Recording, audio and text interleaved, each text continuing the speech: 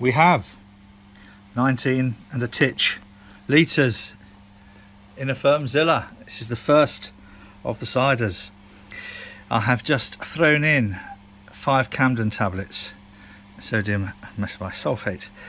That will kill any of the natural yeasts because I'm not going for spontaneous fermentation. In this one, I want to control the yeast that goes into this one.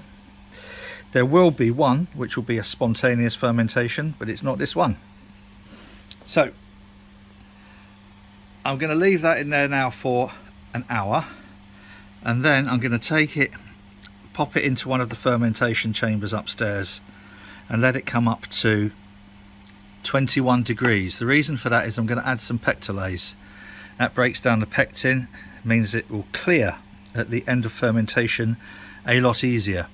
But the pectolase will only work above 20 degrees, and that again takes about 8 hours. So I'm probably not going to be pitching the yeast until tomorrow morning. But there we are, we have a Firmzilla pressurized fermentation vessel with some of that lovely apple juice that we've been squeezing over the last couple of weeks. Oh, this is exciting, boys and girls. We are transferring the first cider off the tube, or whatever it's called inside. Cider, Lee's cider. There's not a huge amount of tube there, look. In fact, it's quite disappointing really, but we're transferring it off anyway. I have Brussels pea in here, which is a vegan finings, so we're fining it with that. I'm then going to cold crush it, whoomp, right the way down to probably about 0.1 degree, just literally above freezing, and leave it for probably 4 or 5 days. Then I'm gonna keg it and forget it. Keg it and leave it for probably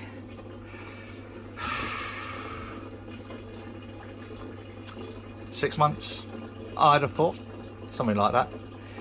So I'm reasonably impressed with our first attempt at the cider. We're going to end up with 5 or 6 kegs worth. Wow. Right, that's this bit of the video over, by the way. That is now, sorry, I don't know if you caught the creaking door there. It's a little bit Addams Family. Hang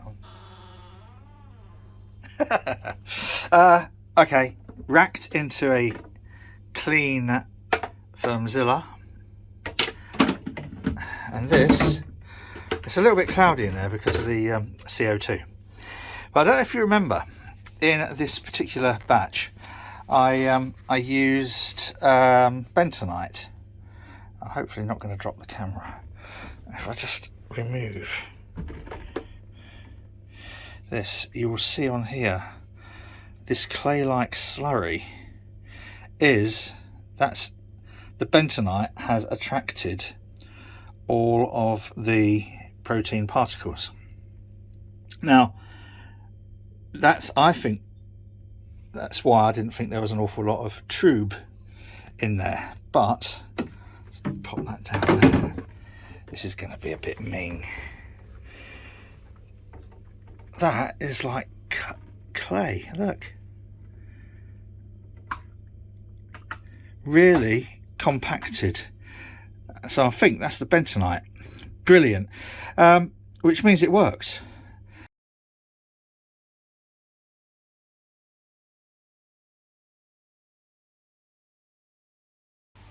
The last batch of apples for this year, and these come from our secret tree between the roads.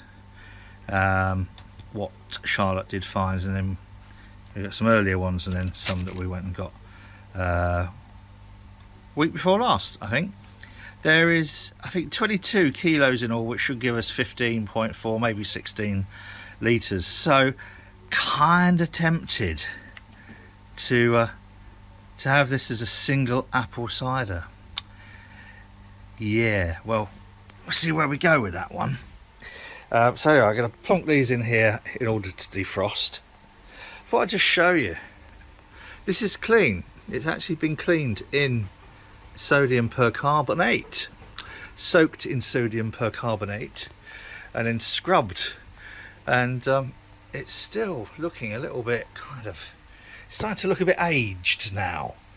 But then, you know, so am I. I'm just hoping that these are stainless steel, because if they're not, they're going to look pretty manky when they rust.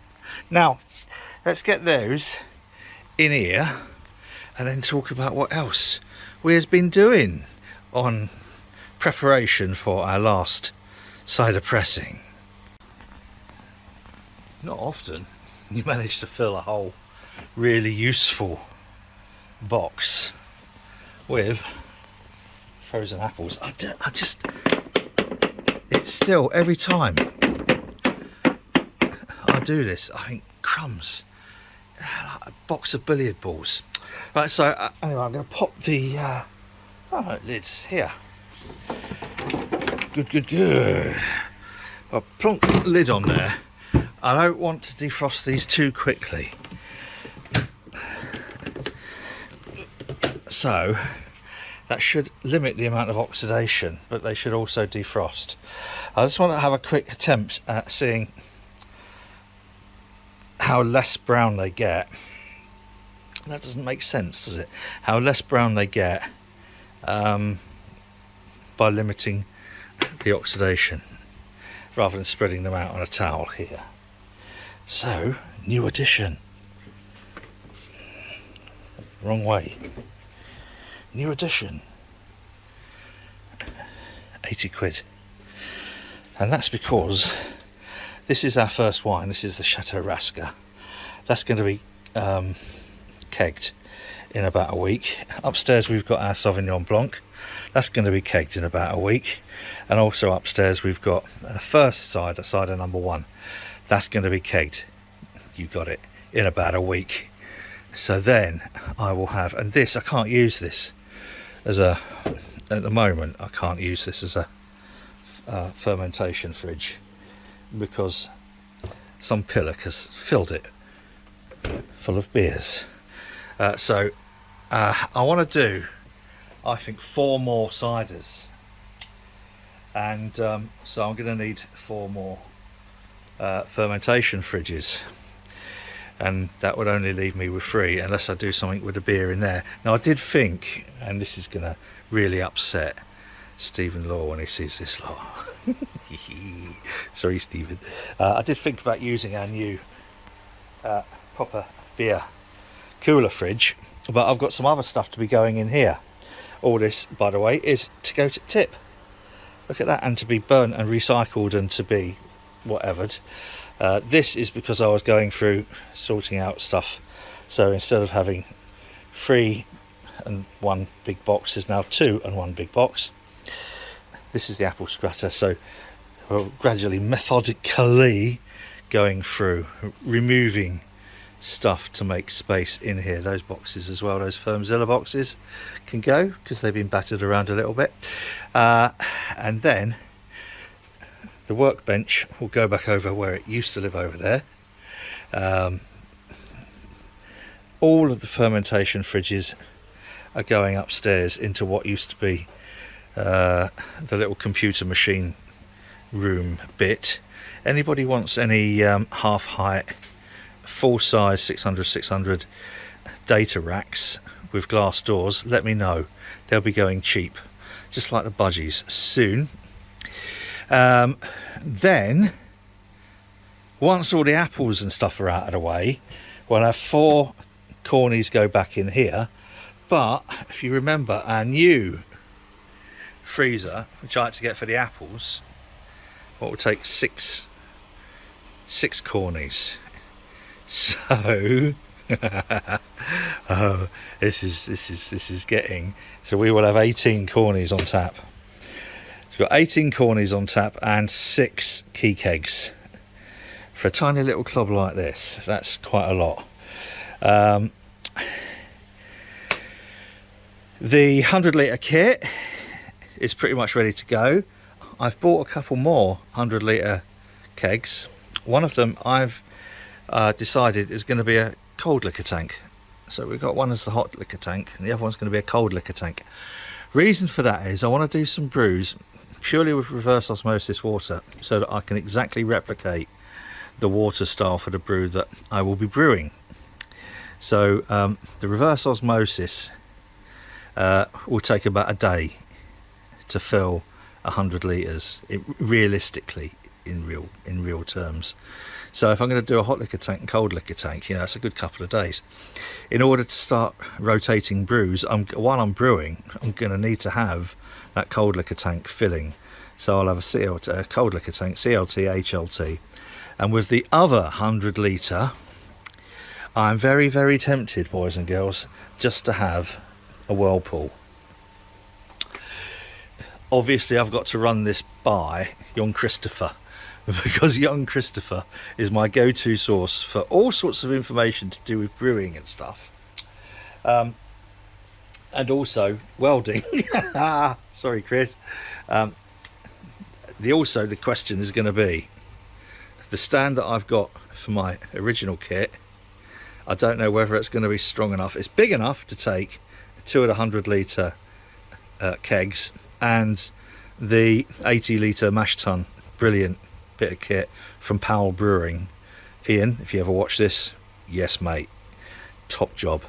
But then where am I going to put the cold liquor tank? So are we going to build another stand? Are we going to build a bigger stand for all of them? And if we are, then we might as well tag a little bit on each end, so that we've got 200 litres, then 200 litres, and his nice mash tun in the middle. And that would be a big bit of kit. But the idea is, when the purple truck goes outside, is where we'll build something that we can wheel it all into, and then wheel it out to do outside brews as well during the summer. Because I did enjoy last year, if you search back through somewhere down in the list, or you know, whatever, we did a couple of outside brews, which is brilliant. I will say I did, because it was all lockdown, so it was only me. I do all that myself. Yeah. So that's where we're going. That's where we're at. We've got the final apple pressing tomorrow. Then we'll have at least 4 batches of cider going. As soon as they're cleared out of the way, put in the kegs, and then put in a conditioning room, which is actually just up there. In the conditioning room at 16 degrees. Then we can start getting some brewing going.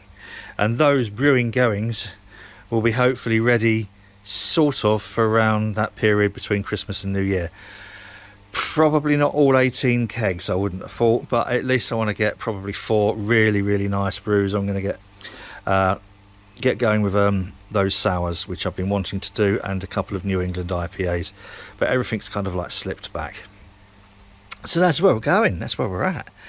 Tomorrow I will try and do another quickie uppy datey, because what I need to do is build a stand for the beer can fridge, and a stand for the new Keezer, which will be Keezer number 3, on wheels, so I can move everything around, because all of this lot moves about, and Keezer number 1 over there, all of it can be moved about. Only a quick update. If you enjoy this rubbish and you haven't already done so, a subscription to the channel would be really, really heartening, and make me feel like it's getting close to Christmas. And if you like this rubbish, give us a thumbs up, that'd be brilliant. Also, ready for the new run up to Christmas, I'm going to do another video of my favourite beer books, just in case anybody wants ideas for Christmas presents for friends that you might want to get into home brewing, or if you want to get into home brewing, if you watch this rubbish and you're not too sure. So I'll be going from some very basic stuff up to some very advanced stuff, depending on, you know, whatever. But until then, thanks for watching. You know the score. Whatever you're doing, please do it safely, and cheers.